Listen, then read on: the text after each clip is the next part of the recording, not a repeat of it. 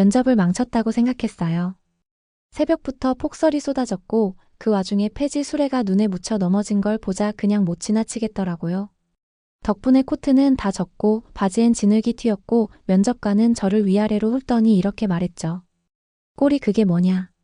차라리 안 나올 걸 그랬나 후회도 됐지만 저는 그냥 솔직히 말했어요.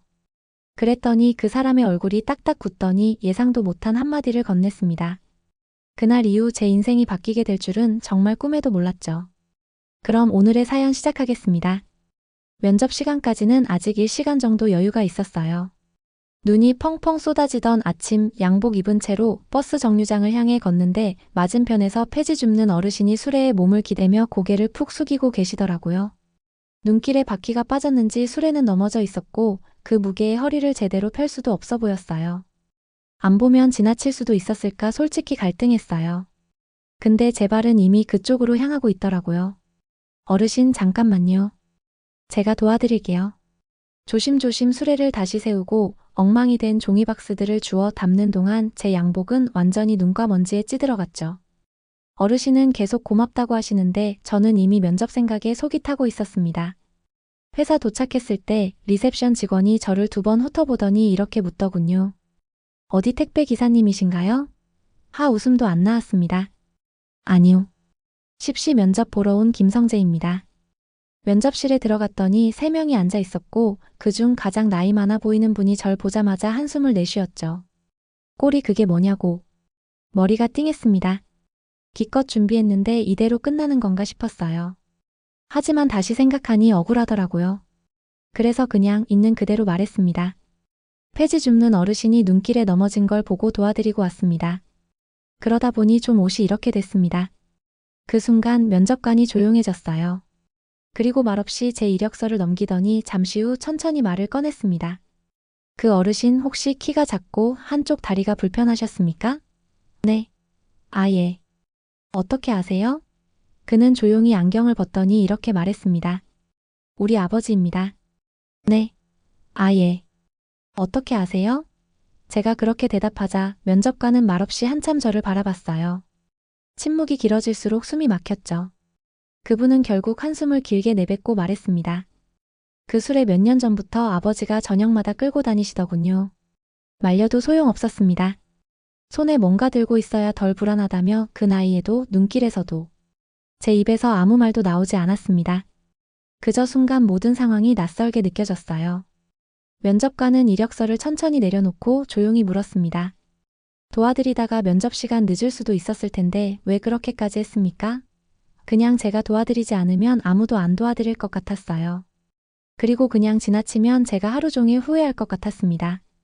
그 순간 면접실 안에 있던 다른 면접관 한 분이 살짝 코웃음을 쳤습니다. 좋은 말이긴 하죠. 그런데 면접에선 준비된 사람이 우선입니다. 솔직히 그 말이 더 현실 같았고 그래서 역시 이 면접은 끝났구나 싶었습니다. 고개를 숙이고 일어나려던 그때 앉으세요. 그 말은 아까 우리 아버지라고 말했던 분이 하셨습니다. 김성재 씨. 이 회사에 지원한 동기는 잘 봤습니다. 솔직히 말하면 우리가 찾던 인재상과는 조금 거리가 있어요.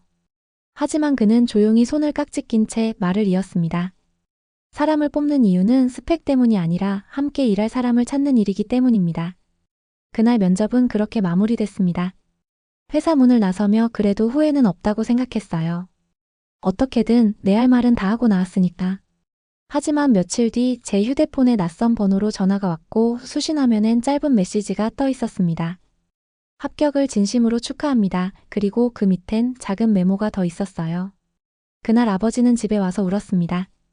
합격 문자보다 더 놀라운 건 그 아래 적힌 그 한 문장이었습니다.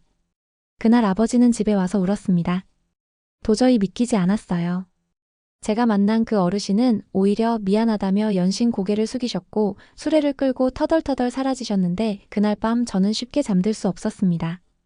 누군가의 삶에 내 행동이 그렇게 깊게 스며들었다는 것. 내가 도운 손이 어떤 아버지의 삶에서 얼마나 큰 의미였는지 생각하니 괜히 벅차더라고요. 며칠 뒤 출근 첫날. 사무실에 들어서자 면접 때 봤던 그분, 그러니까 이 회사의 대표님이셨던 그분이 직접 저를 맞이하셨습니다. 김성재 씨. 오늘부터 잘 부탁합니다. 고개를 숙여 인사드렸더니 그가 조용히 말하셨어요. 잠깐 시간 괜찮으면 제 방에서 커피 한잔 할래요? 사장님이신데요. 괜찮을 리가요. 당연히 좋다고 했죠. 대표실로 들어가니 고급스러운 분위기 속에도 작은 화분과 가족 사진이 놓여 있더군요. 그중 한 장엔 맞아요. 그날 수레를 끌고 계셨던 그 어르신 사진이 있었어요. 우리 아버지 예전엔 건축 현장 감독이셨어요. 자기 손으로 건물을 세우던 게 자부심이셨죠. 그런데 몇 해 전부터 기억이 조금씩 흐려지기 시작했어요. 전 아무 말도 하지 못하고 그저 그분의 말에 귀를 기울였습니다. 하루는 그러시더라고요. 아무도 날 필요로 하지 않는데 빈손으로만 다니면 내가 사라질 것 같더라고요. 그날 이후 사장님 아니 대표님께선 폐지 줍는 걸 굳이 말리지 않으셨다고 했습니다. 그게 아버지에게 존재감이었으니까요. 그분은 제게 진지한 눈빛으로 물었습니다. 그걸 알고 도운 건 아니었을 텐데. 그래도 왜 멈춰섰던 거죠? 전 그냥 말했어요. 그냥요. 그날 아침 제 아버지가 떠올랐어요. 혹시 우리 아버지도 저렇게 추운 날 혼자 계시면 어쩌나 그 생각이 났습니다. 대표님은 말없이 미소 지으시더니 이렇게 덧붙이셨습니다. 그날 아버지가 그 젊은 친구 내 손을 따뜻하게 잡아주더라고 하셨어요. 그리고 참 오래 울었습니다. 제 눈가도 어느새 뜨거워졌어요. 면접이라는 딱딱한 자리에서 누군가의 인생과 내 작은 진심이 이렇게 깊게 닿을 줄은 상상도 못했거든요. 입사 첫날의 감동은 솔직히 그날 오후까지 이어졌어요. 대표님이 직접 제게 말 걸어주시고 커피 한 잔 나누며 웃어주시던 그 기억하지만 회사는 결국 사람들의 집합소니까요. 제 책상이 마련된 자리는 영업지원팀, 업무적으로 부딪힐 일이 많다는 팀이었죠. 여기요?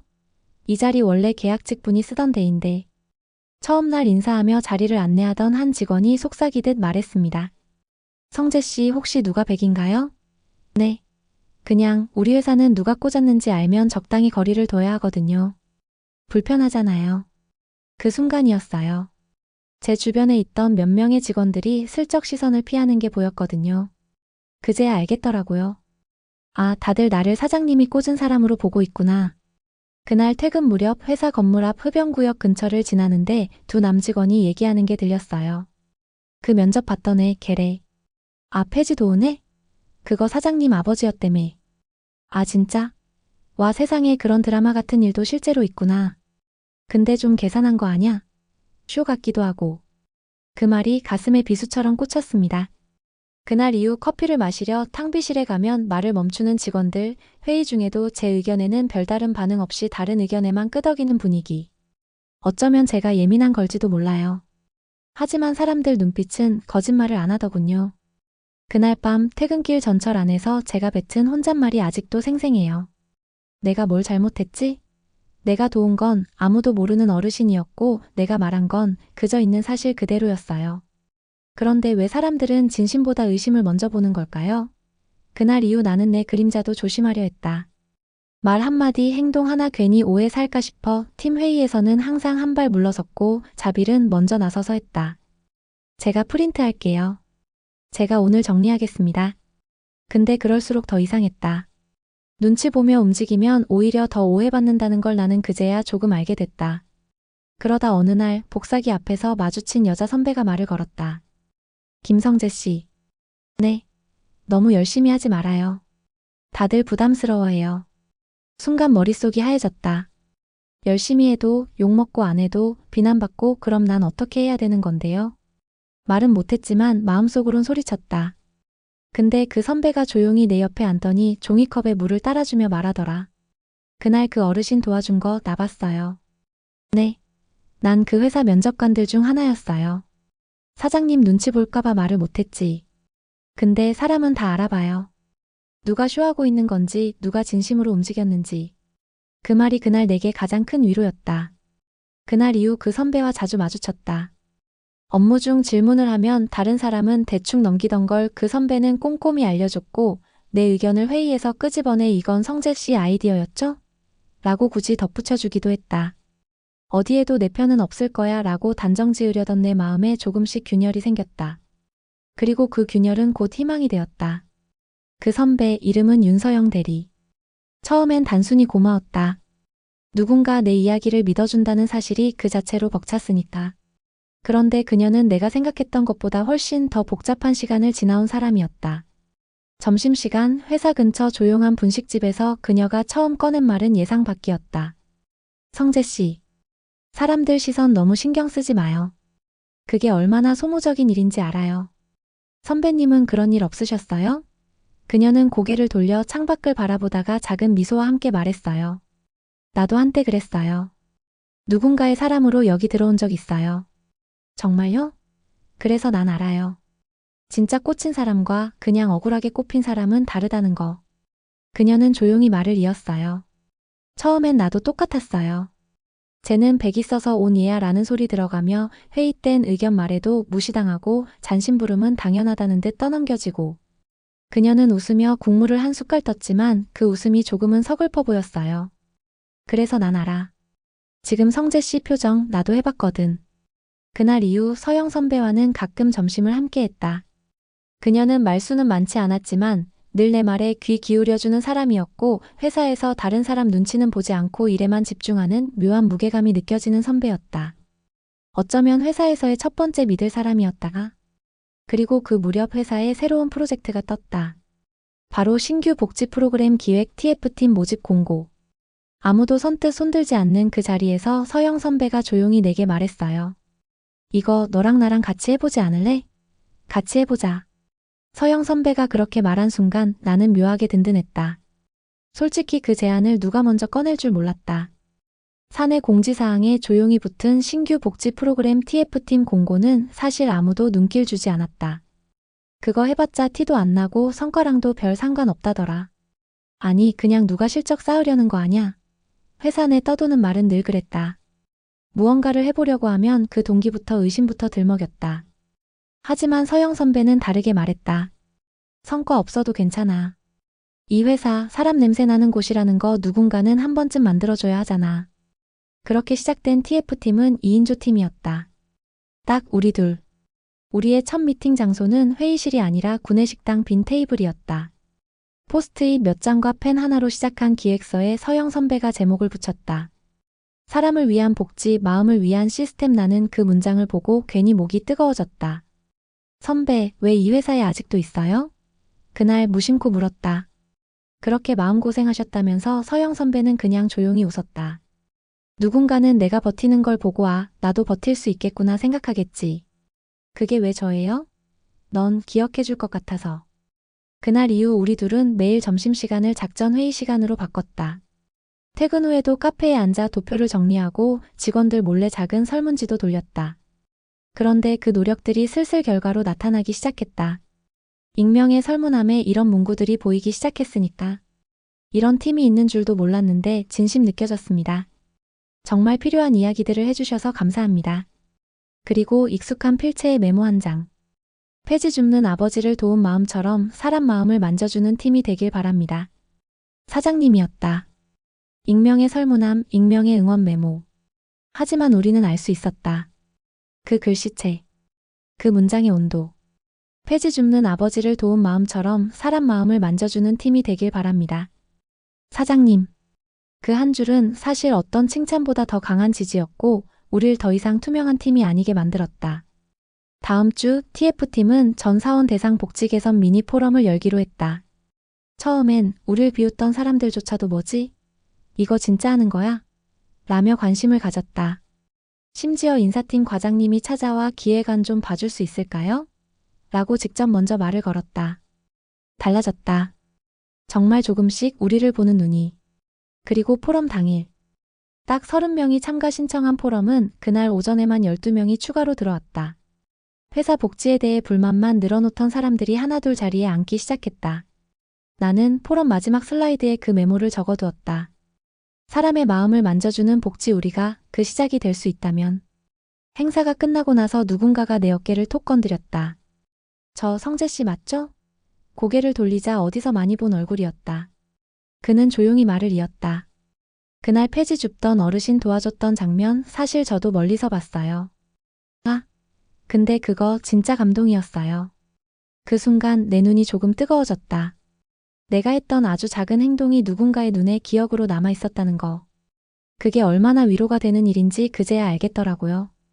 포럼이 끝난 후 우리 TF팀의 활동은 정식 사내 프로젝트로 확장되었다. 이름도 생겼다.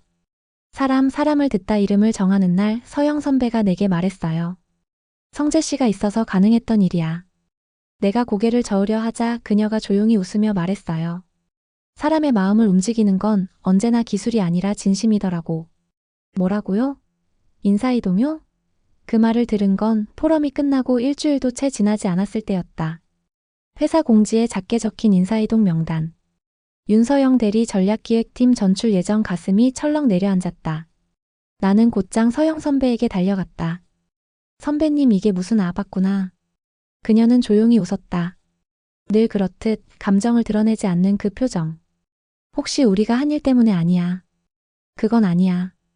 그녀는 고개를 저으며 말했지만 나는 알 수 있었다. 그 표정 속 묵직한 씁쓸함.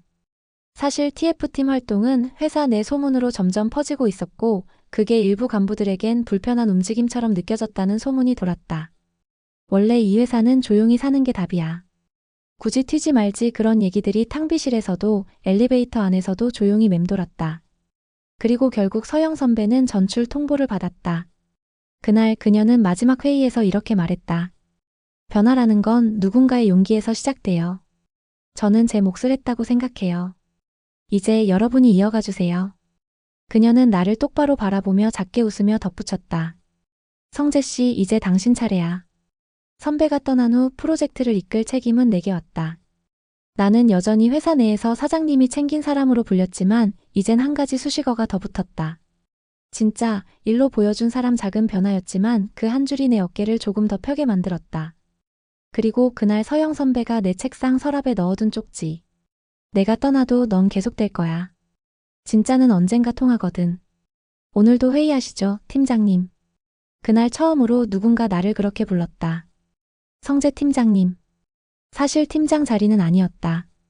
아직도 그냥 TF 담당일 뿐이었다. 하지만 서영 선배가 떠난 후 남은 팀원들 그리고 새로 합류한 2명의 후배들이 나를 그렇게 부르기 시작했다.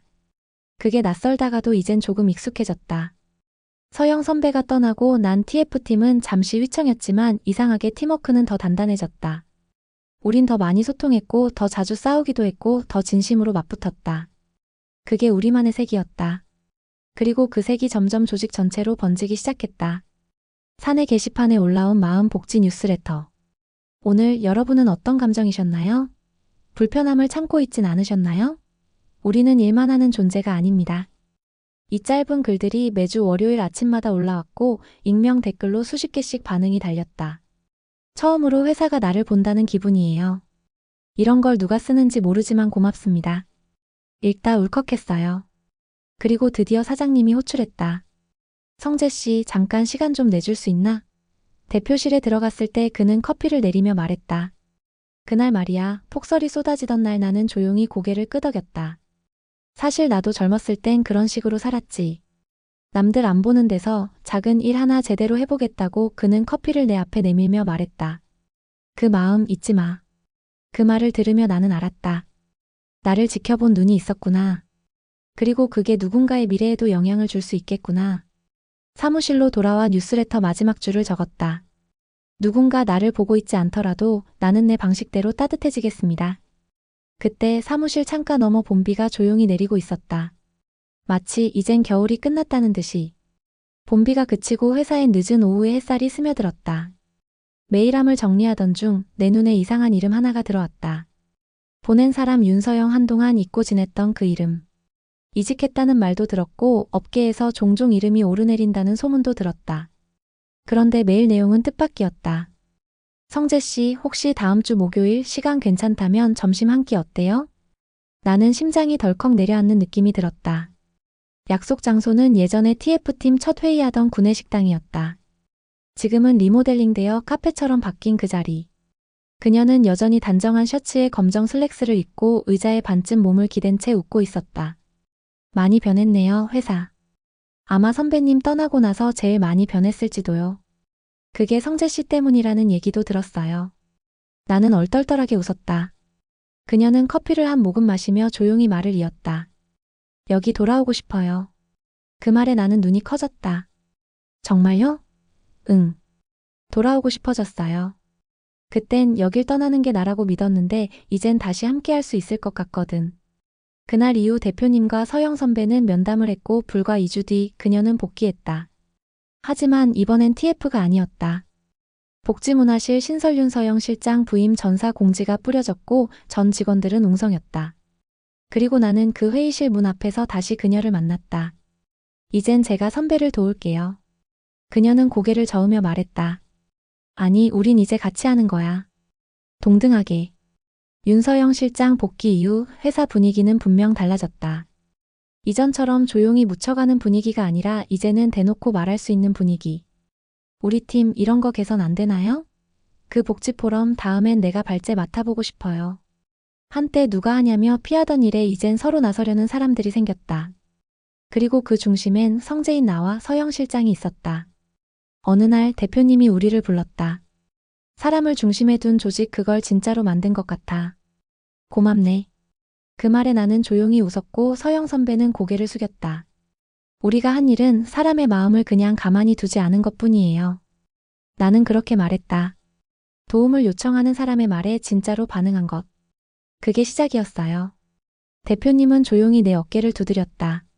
앞으론 그걸 회사의 철학으로 삼아보자고. 몇 달 후 사람을 위한 시스템이라는 이름의 책자가 전 직원에게 배포됐다. 거기엔 이렇게 적혀 있었다. 폭설이 내리던 날 누군가는 폐지를 줍는 어르신을 도왔고 그로 인해 한 회사가 변했다. 바로 나의 이야기였다. 나는 그 글을 보며 눈물이 차오르는 걸 애써 참았다. 내가 했던 그 작은 행동이 이렇게까지 이어질 줄은 몰랐다. 그날 구내식당 옆에 새로 만든 쉼 공간에 익명의 감사 메모들이 붙었다. 저를 처음으로 봐준 회사였습니다. 이제야 이 회사가 사람답게 느껴집니다. 성재님 감사해요. 그날 서영 실장과 나 그리고 TF팀 동료들은 햇살 가득한 창가에 앉아 차를 마시며 웃었다. 그리고 서영 실장이 말했다. 다음은 누가 움직일 차례일까? 나는 대답했다. 아마 우릴 지켜보는 또 다른 누군가겠죠. 세상은 한 번에 바뀌지 않죠. 하지만 누군가의 진심이 모이면 그건 생각보다 빨리 전해지고 또 퍼집니다.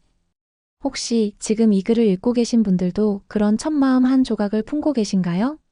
그렇다면 이미 당신은 누군가의 내일을 바꾸고 있는 중일지 모릅니다. 시청해주신 여러분 진심으로 감사합니다. 이 이야기가 마음에 와닿으셨다면 구독과 좋아요 한 번씩 그리고 댓글로 응원해주세요. 여러분의 응원은 더 좋은 이야기로 돌아옵니다. 지금까지 미소 한 줌 이야기였습니다. 감사합니다.